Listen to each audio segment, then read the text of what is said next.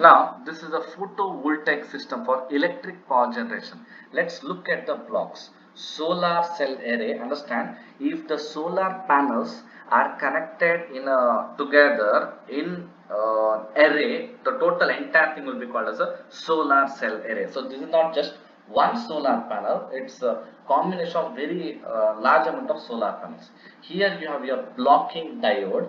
Here this is your bi-directional converter. This is grid. This is the local load, and this is the battery storage. Okay, so let's look at each part. A photovoltaic PV system for electric power generation consists of the following blocks. Solar cell array. A solar cell array, also known as a photovoltaic array, is a group of interconnected solar cells that work together to generate electricity from sunlight. So different solar panels, or in a panel only there are solar cells actually. So they are connected in such a manner. You have your series connection and parallel connection. So it's connected in such a manner that the amount of electricity that is generated is larger. Okay, so next part is your blocking diode. Okay, so the basic definition we can see over here. A blocking diode is an electronic component used in electrical circuits to prevent current from flowing in the wrong direction. So our intention is electricity should be generated by the solar cell array, that should come to this bidirectional converter, and it should be given to the electrical grid or the local load, and some amount should be stored in the batteries. Now the purpose of blocking diode is, this blocking diode allows the flow of electricity only from the solar cell array to either the battery or the bidirectional converter. So at night time, when there is no sunlight, it should not happen in such a manner that the energy that is stored in this particular batteries comes back to the solar cell array.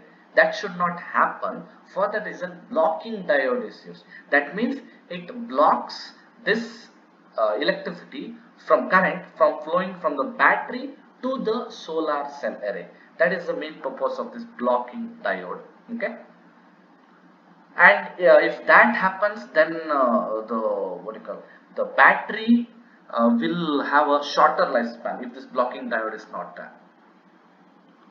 Next you have your bi-directional converter.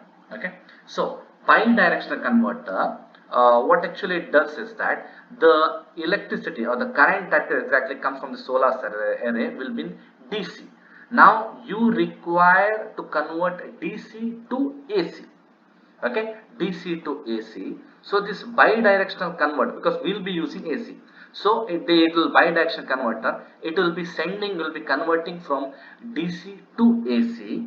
Okay, and it will be supplying to the grid or the local load. Okay, now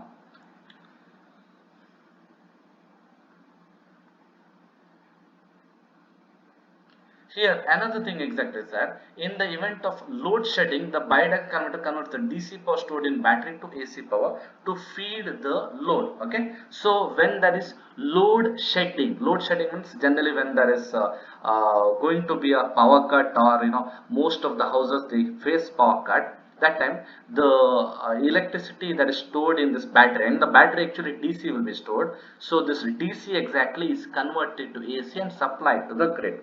Now during this particular case, when there is supply from the mains, and if the battery has drained out during the night, okay, AC power from the grid can be converted to DC power, and the battery can be charged for future use. That means, as it's bi-directional converter, if the battery is being drained out, okay, that time the electricity from the grid and the local load can be converted from AC to DC and stored in the battery.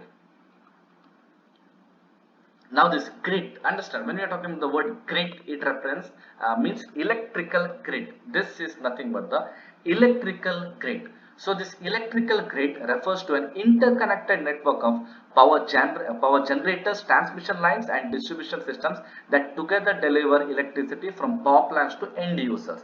That means it consists of generation, transmission and distribution, and the end users are nothing but consumers. Consumers can be domestic consumers, commercial consumers, residential consumers, industrial consumers, anyone exactly. So it will be the grid. Okay. And one thing is not told, that is the local load. When you are talking about the local load, it might even mean a small house, small village, anyone who are not connected to the grid. Okay. Who do not exactly come under this major, what we have, the generation, transmission, distribution, these consumers, because we come under the electrical grid.